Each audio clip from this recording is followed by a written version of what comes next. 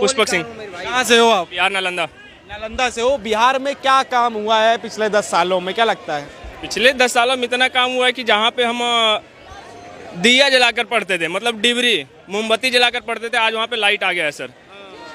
पहले रोड नहीं था, अब रोड बन गया है।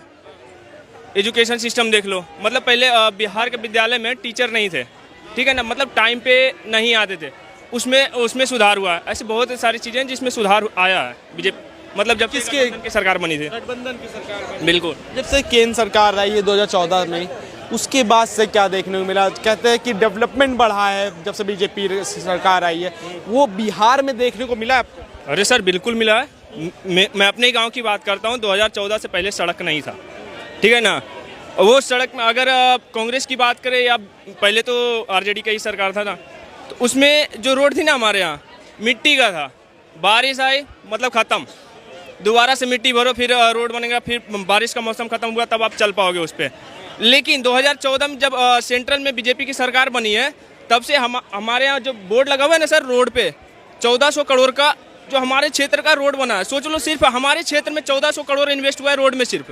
तो विकास कैसे नहीं हुई सर? विकास तो हुई है। और अभी हमारे यहाँ जो पहले से रेलवे था, एक 1 लाइन था, ठीक है ना, अब 2 लाइन हो गया। हमारे यहाँ जंक्शन बन रहा है, तो विकास तो हो रहा है सर, केंद्र सरकार की वजह से हो रहा है।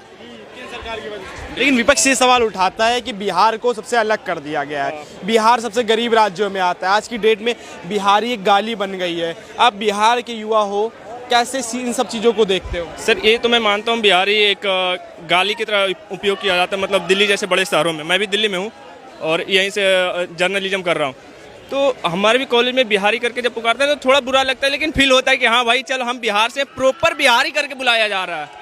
एक तरह से हम रिस्पेक्ट भी मानते हैं। कुछ लोग भी बोलते हैं भाई तुम्हें तो गर्व करना चाहिए कि हाँ बिहारी हो। और रही बात सवाल सेंट्रल गवर्नमेंट ने अलग कर दिया बिहार को, वहाँ पे उनकी योजनाएं नहीं पहुँची हैं। अलग तो बिहार को लालू यादव जी ने किया था, बिहार से झारखंड निकाल दिया। तो सेंट्रल गवर्नमेंट उस समय कहाँ थी सर? कांग्रेस की सरकार थी ना उस समय। जब बिहार से झारखंड अलग हुआ, उड़ीसा अलग हुआ, तो कांग्रेस की सरकार थी। अभी तो बिहार को जोड़ा जा रहा है। बिहार में जो सरकार अभी 17 महीने के लिए सरकार में जो अदल बदल हुआ था, उसमें जातीय जनगणना किया जा रहा था ना। लेकिन सेंट्रल सरकार हमेशा बिहार को जोड़ने का कार्य किया, जातीय जनगणना को हटाने के कार्य किया।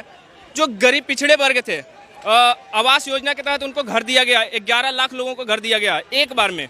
बिहार में जो चूल्हा पे माता बहनें जो खाना बनाती थी ना, जिनके आँखें की रोशनी चली गई, या तो फिर प्रदूषण, जो धुआं वाला प्रदूषण, वो सब हटा दिया गया, गैस जो मिला है उससे।